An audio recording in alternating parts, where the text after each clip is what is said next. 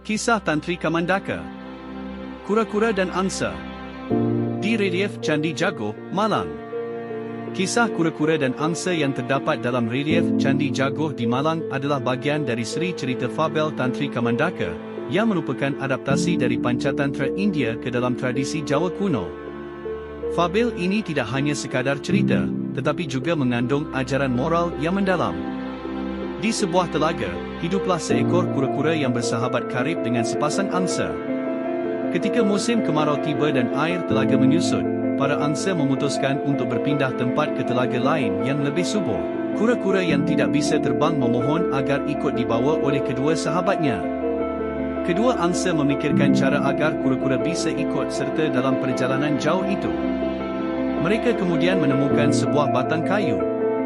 Rencananya, kedua angsa akan memegang ujung kayu dengan paruh mereka, sementara kura-kura akan menggigit kuat-kuat bahagian tengah batang kayu tersebut. Mereka berpesan kepada kura-kura, "Ingatlah sahabat, jangan pernah membuka mulutmu sedikit pun selama dalam perjalanan. Jika kamu berbicara, kamu akan jatuh dan celaka." Kura-kura pun setuju dan mereka memulai perjalanan di langit. Di tengah perjalanan, mereka melintasi perkampungan. Orang-orang di bawah yang melihat pemandangan aneh itu, kura-kura terbang digotong angsa, merasa heran dan menertawakan mereka. Beberapa di antaranya bahkan berteriak dan mengejek kura-kura. Kura-kura yang merasa terhina dan marah tidak bisa menahan diri. Ia lupa akan pesan angsa.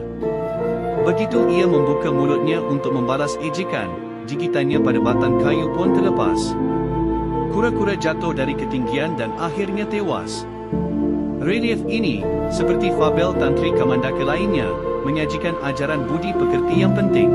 Pesan utama dari kisah kura-kura dan angsa adalah tentang pentingnya menahan diri dan tidak mudah terpengaruh oleh perkataan orang lain.